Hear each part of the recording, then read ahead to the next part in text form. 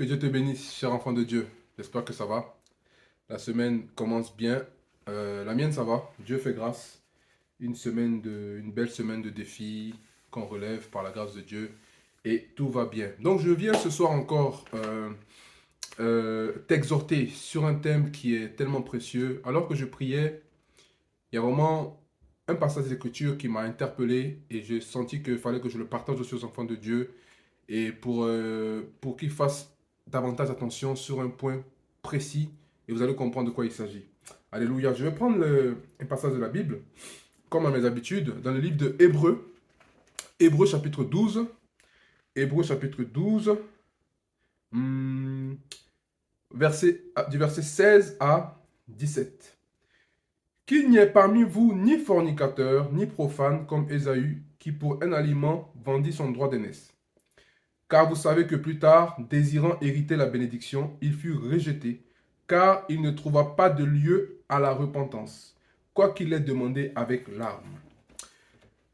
Ce soir, en tout cas, peu importe quand tu m'écouteras, je vais vraiment lancer comme un avertissement et un encouragement à faire attention à un esprit qui sévit de manière vraiment terrible dans la présence de Dieu, parmi les enfants de Dieu du moins.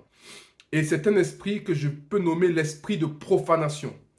L'esprit profanateur. Alléluia.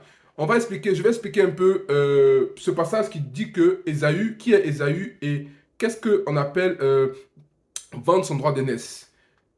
Abraham avait du mal à avoir des enfants par sa femme Sarah et il a enfanté, par la grâce de Dieu, sa femme dans sa vieillesse a enfanté un fils, donc Isaac.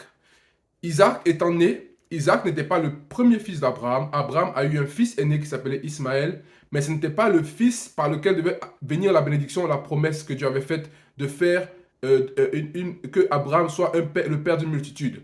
Et donc Abraham enseigne Isaac sur l'importance du droit d'aînesse. Certainement que Isaac a dû demander à son père, mais pourquoi est-ce que c'est lui, Isaac, qui hérite de la bénédiction alors qu'il n'est pas le fils aîné?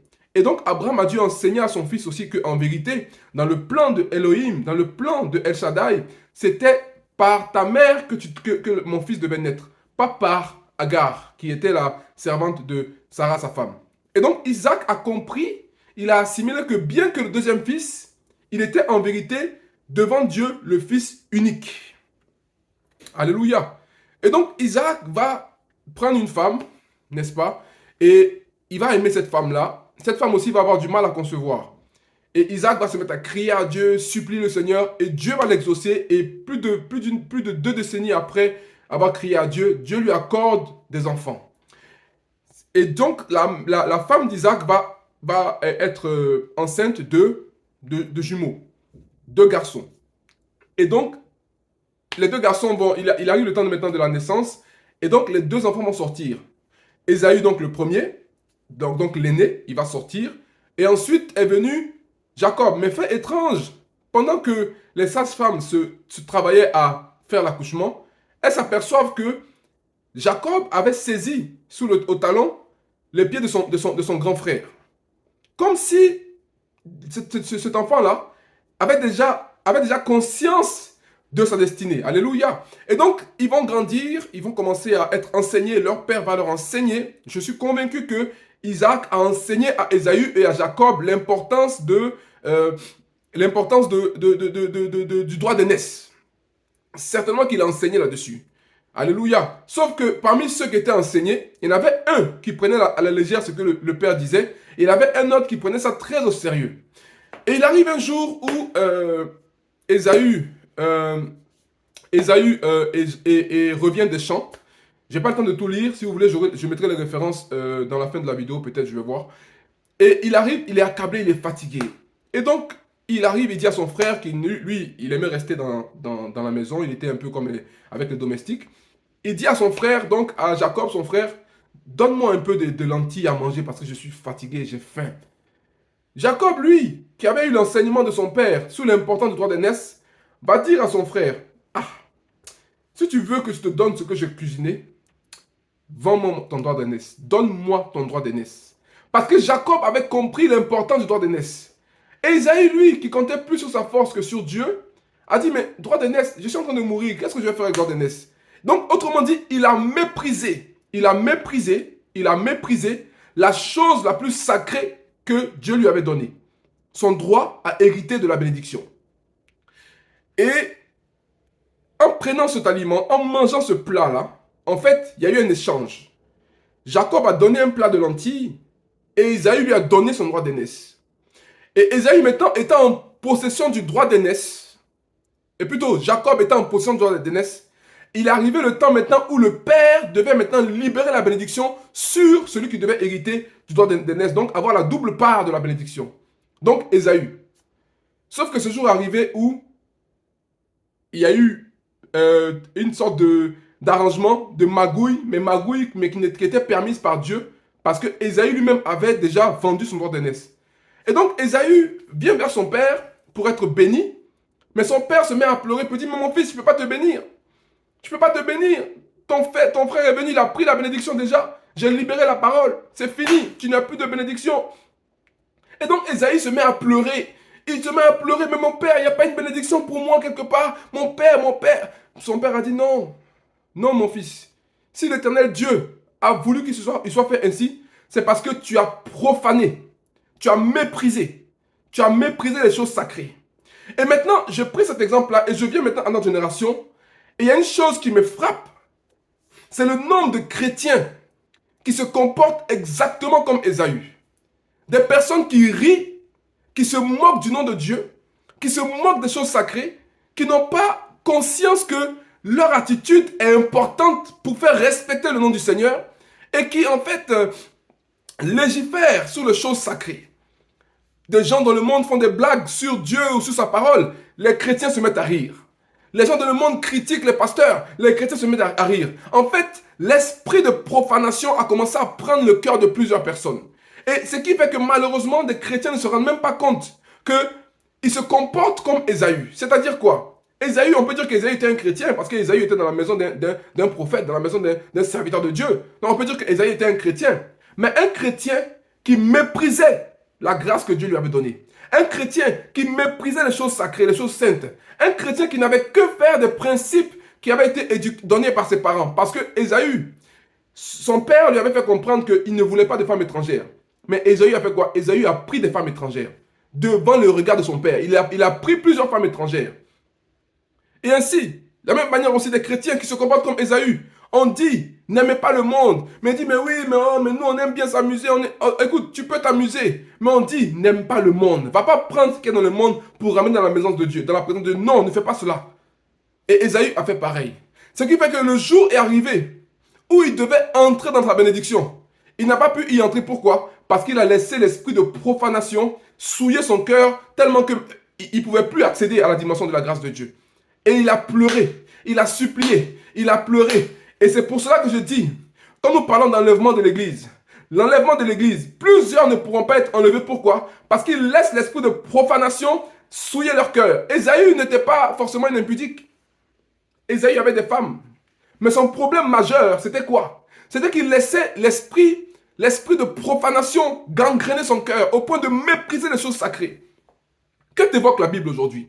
Que t'évoque le nom de Jésus aujourd'hui? Est-ce que ça t'inspire de la crainte, un sentiment de respect, de révérence, ou bien est-ce que tu prends ça à la légère? J'ai un exemple, par exemple, j'ai un exemple à donner. La semaine dernière, j'étais dans le cadre de mon activité professionnelle et il y avait plusieurs collègues de travail qui étaient attablés et parmi eux, il y en avait un qui avait un numéro de téléphone. Un numéro qui lui a été attribué nouvellement et en fait, je pense que l'ancien propriétaire de ce numéro, c'était certainement un chrétien. Et lui, tous les matins, il reçoit des versets bibliques. C'est super. Ce collègue en question, c'est un musulman. Et donc, il va partager ça sur notre groupe de travail. Regardez ce que je reçois. Et il se met à rire.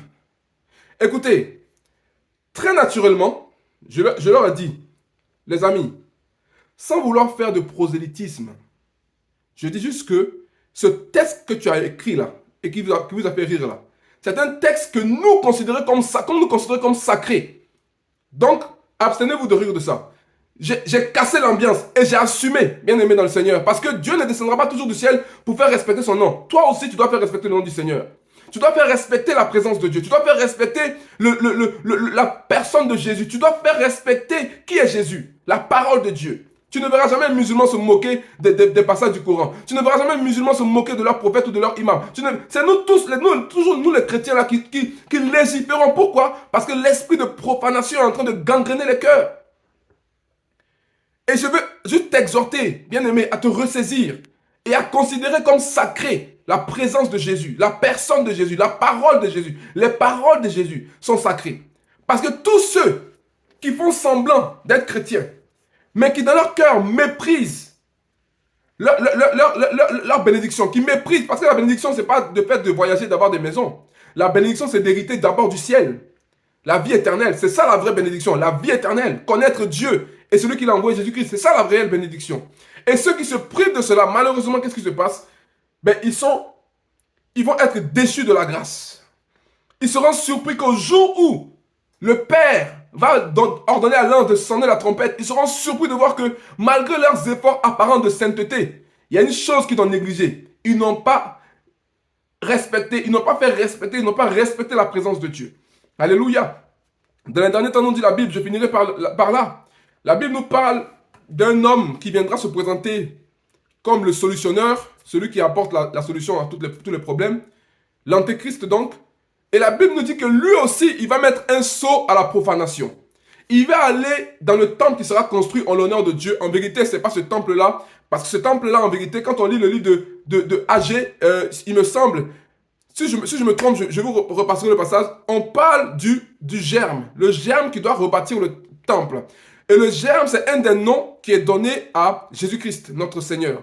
Le Messie, tout juif, c'est tout juif pieux qui craint Elohim, sait très bien que le germe, c'est un des noms qui est attribué au Messie. Et c'est le germe qui doit rebâtir le temple. Donc, s'il y a un temple qui est rebâti sans Jésus, ce temple-là ne peut pas être approuvé par Dieu. Donc, malgré que les Juifs mettent beaucoup d'efforts à vouloir bâtir le troisième temple, c'est une chose qui est annoncée, c'est vrai. Mais dans ce troisième temple-là qui sera imparfait, l'Antéchrist ira mettre son image. C'est-à-dire que peut-être qu'il mettra un portrait ou dans le lieu très saint, comme pour profaner ce qui est considéré comme sacré. Pour profaner, pour se faire lui-même passer pour Dieu. Alléluia. Et là, ça va être catastrophique pour le monde. Parce qu'un homme se fait passer pour Dieu, là, ça sera terrible. Et des catastrophes incroyables vont s'abattre sur la terre. Pour vous dire quoi, chers enfants de Dieu? L'esprit de profanation est beaucoup plus subtil qu'il n'y paraît. S'il te plaît, que le Seigneur t'aide et décide ce soir, à partir de maintenant, de ne plus jamais rire des blagues sur des choses sacrées. Ne joue pas avec ça. L'œuvre de Dieu est sacrée. La parole de Dieu est sacrée. Le nom de Jésus est sacré. Tout passage de la Bible est sacré. Toi-même, tu es sacré, chrétien. Tu es sacré. Tu es consacré à Dieu. Consacré, il y a on peut scinder consacré en deux mots. Et donc, sacré, tu es sacré devant Dieu. Alléluia. Le profane doit quitter le cœur des chrétiens. Le profane doit quitter le cœur des enfants de Dieu. Nous devons redevenir cette armée d'enfants de Dieu qui craignons profondément le Seigneur et qui séparons le vil du précieux, qui séparons le profane du sacré, qui faisons respecter la présence de Dieu et qui marchons dans les voies de l'Éternel. Alléluia. Bien-aimés dans le Seigneur, c'était un cri de cœur. Et je crois que cela parlera à plusieurs. De grâce, avec nos réseaux sociaux, Facebook, TikTok, Instagram, WhatsApp, peu importe ce que c'est, bien-aimé, c'est bien, rions. Rions, mais ne rions pas de tout. Il y a des choses qui doivent rester sacrées. Il y a des choses qui doivent te pousser à faire silence. Quitte à plomber l'ambiance, plombe l'ambiance, mais de grâce. Ne rentre pas dans les histoires de rigolade pour les choses sacrées. Et que Dieu garde ton cœur. Alléluia. Plusieurs rateront leur grâce, rateront leur bénédiction. Pourquoi? Parce qu'ils ont laissé l'esprit de profanation gangréner leur cœur. Je prie pour toi maintenant qui m'écoute. Seigneur, je prie pour mon frère et ma soeur. Je prie pour toute personne qui aura dans son cœur suffisamment ouvert pour accepter la vérité. Que toute racine de profanation, toute racine de méchanceté, toute racine, mon Dieu, mon roi, qui a pu gangréner dans leur cœur, soit ôtée au nom de Jésus. Et donne-leur, Seigneur, de se garder de tout esprit de profanation, qu'ils estiment les choses sacrées et qu'ils se séparent de toute personne, mon Dieu, qui vont légiférer, qui vont plaisanter sur ce qui est sacré. Merci encore de les garder, de les préserver au nom de Jésus. Amen. Que Dieu te bénisse, que Dieu te garde, qu'il te fortifie. Je sais que j'ai été un peu long, mais c'était important, bien-aimé dans le Seigneur, de comprendre que tu peux ne pas mentir, tu peux ne pas voler, tu peux ne pas forniquer, tu peux ne pas critiquer, mais fais attention à la profanation. Sois béni, Dieu te garde et à très bientôt par la grâce de Dieu. Shalom. Bye bye.